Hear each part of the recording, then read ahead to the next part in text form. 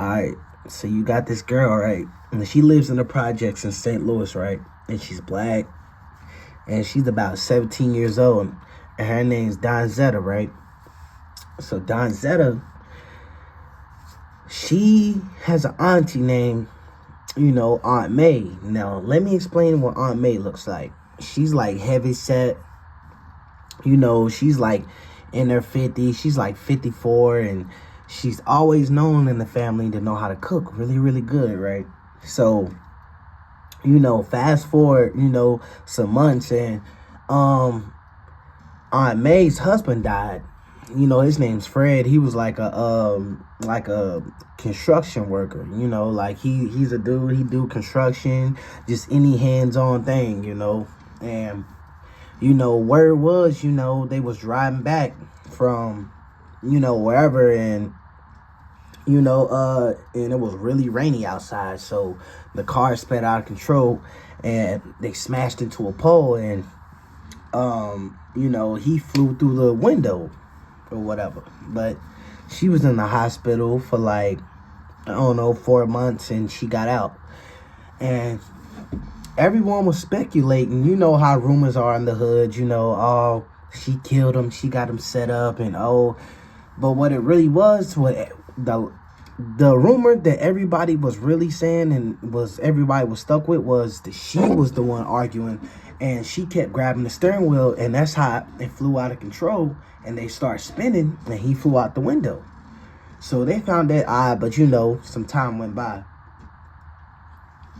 Time go by, and Aunt May, she's known to be the cook, of the family. So whenever it's a gathering, family events, family reunions, just birthday parties, soon you pull up to her house, first thing you smell when you step in the driveway is soul food, cornbread, stuffing, just all type of just meats all mixed in together, right? So, she's at the party or whatever, and Aunt May's outside, of course, doing what she does. Like, she got this annual thing she does where she sings, with the family or whatever. So, Donzetta, she's in Aunt May's house, and, she's going through Aunt May's stuff because, in her freezer, because she needs some ice or whatever. So, she's in the kitchen. So, she needs some for a drink, so she throws some ice cubes in there or whatever, right? And she gets this foul smell, like this really, really, really foul smell, right? But she don't think nothing of it. And, she goes back outside. Everything's normal. She's sitting with her cousin, and she like, man, I don't know. Just something's off about May. She's like, why you say that? She said, because it's just, I don't know, just something ain't right.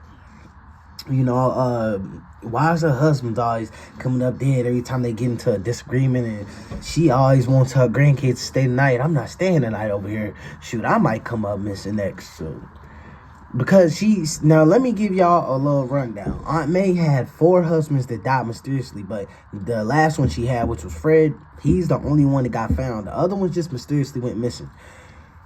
So, the next day, police had just flooded the street. They flooding the street, right? So they look outside, and they got Aunt May in handcuffs, and she's saying, I don't know what's going on. Why are you arresting me? And he's like, ma'am, I'll tell you about it, when you get to the station. They put her in the car and shut the door or whatever. Come to find out, y'all, Aunt May, let's just say all 3 of her husbands was found in her house, in her crawl space, in the ceiling, the little crawl space, and they was just all tied to the bed. Each one of them had a bed, and it was rotten. They had, plates sitting beside it like she was feeding them, and, until she just stopped feeding them, and they just died. So they go through all her stuff, and she got fingernails inside of her, inside of a bag, and just, she even got a few of their tongues inside of a bag up under the bed. So that's why she never wanted nobody upstairs, and there was always a latch on the door. But yeah, Man, she said Aunt May, she went to trial. She tried to claim insanity. They wasn't hearing it. They locked her up, gave her 2 life sentences. Yeah, she told me to tell this story for y'all. Yep, even family can be on some creepy stuff at times. Y'all like this? Like, comment, subscribe. Peace.